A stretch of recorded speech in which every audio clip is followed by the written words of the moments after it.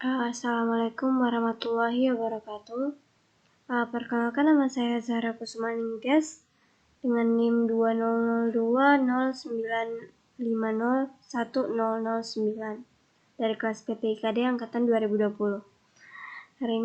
Kali ini saya akan memaparkan materi mengenai hakikat tugas perkembangan peserta didik dari mata kuliah perkembangan peserta didik.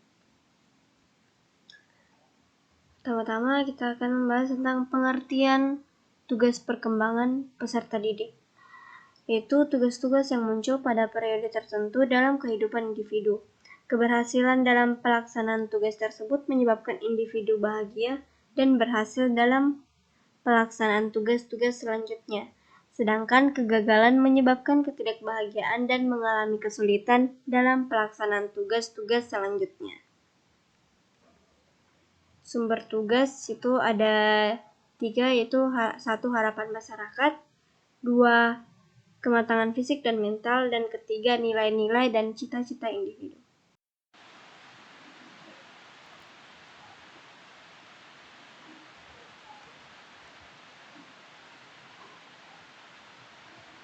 Selanjutnya, periodisasi perkembangan. Masa prenatal dimulai dari konsepsi sampai lahir. Masa neonatus dimulai dari lahir sampai akhir minggu kedua. Masa bayi dimulai dari akhir minggu kedua sampai usia 2 tahun, usia 6 tahun sampai 12 tahun. Masa pubertas atau remaja dimulai dari usia 10 atau 12 tahun sampai usia 13 atau 14 tahun. Masa remaja awal dimulai dari usia 13 atau 14 tahun sampai usia 17 tahun. Masa remaja akhir dimulai dari usia 40 tahun sampai usia 60 tahun. Masa tua dimulai dari usia 60 tahun sampai meninggal dunia. Selanjutnya, tugas perkembangan anak. Diperlukan dalam permainan dan aktivitas fisik. Yang kedua, membina hidup sehat. Yang ketiga, belajar bergaul dan bekerja dalam kelompok. Yang keempat, belajar menjalankan peranan sosial sesuai dengan jenis kelamin. Yang kelima, belajar membaca, menulis, dan berhitung agar mampu berpartisipasi dalam masyarakat.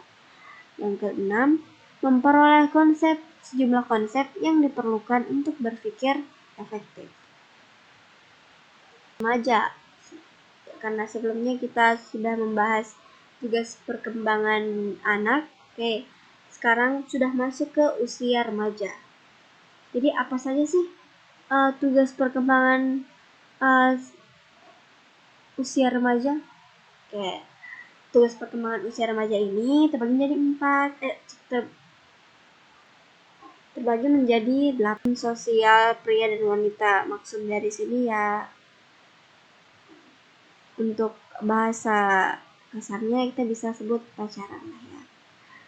Yang ketiga, menerima keadaan fisiknya dengan menggunakan tubuhnya secara efektif. Yang keempat, mencapai perilaku sosial yang bertanggung jawab. Pada usia remaja, anak-anak sudah para remaja sudah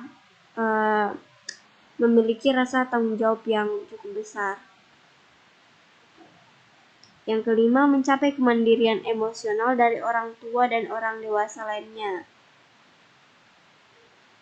Yang keenam, mempersiapkan karir ekonomi. Jadi pada usia remaja menjual sesuatu, entah itu menjual gelang atau sesuatu yang berbau pernak-pernik ya biasanya untuk usia remaja. Jadi mereka mulai berjualan, entah itu dalam makanan ataupun benda aksesoris sebagainya. Yang ketujuh, mempersiapkan pernikahan dan keluarga. Jadi saat berusia remaja itu ada di Indonesia sendiri sudah banyak remaja-remaja yang melakukan ke masing-masing anaknya dan juga keluarganya. Ini nggak semua sih, tapi banyak ya di Indonesia tuh cukup banyak remaja yang menikah di usia muda. Kedelapan, memperoleh peringkat nilai dari sistem etika sebagai pegangan untuk perilaku. Jadi Untuk di sekolah biasanya kan ada peringkat seperti peringkat 1, 2, dan 3. Jadi itu juga sebagai apa ya, pegawai kerja juga seperti itu. Ya, selanjutnya dan terakhir, tujuan guru atau pendidik untuk mempelajari tugas perkembangan. Jadi guru atau pendidik itu sangat penting untuk mempelajari tugas perkembangan peserta didiknya itu seperti apa. Itu satu, sebagai alat ukur dalam memberikan strategi pembelajaran. Jadi tugas perkembangan ini juga dijadikan sebagai alat ukur untuk memberikan strategi pembelajaran. Jadi untuk anak, seperti apa strategi pembelajaran yang cocok dan membuat anak-anak yang diajarnya itu jadi tidak bosan dengan pelajarannya. Itu juga berlaku untuk anak-anak berusia remaja. Untuk anak-anak berusia remaja itu kebanyakan cepat merasa bosan dengan pelajaran. Jadi mempelajari tugas perkembangan itu juga mempengaruhi semangat dari siswa-siswinya. Kedua, melakukan melalui observasi dapat dideteksi dini penyimpangan atau deviasi tumbuh kembang anak. Jadi biasanya mungkin ini sangat penting juga ya dipelajari oleh pendidik agar kita bisa mengetahui anak ini seperti apa. Mungkin ada hal yang membuat si anak ini jadi mungkin nakal atau hal lain yang mengganggu kegiatan belajar si anak di sekolah. Biasanya ini mungkin banyak yang mungkin dipanggil oleh BK untuk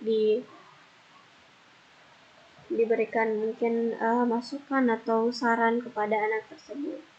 Yang terakhir, mengetahui perkembangan anak baik secara fisik, psikologis, sosial maupun intelektual.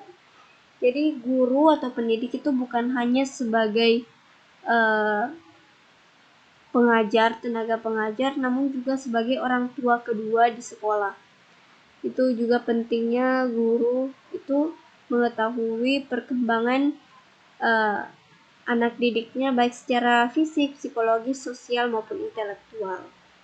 Nah, itu sangat penting ya diketahui oleh guru dan pendidik.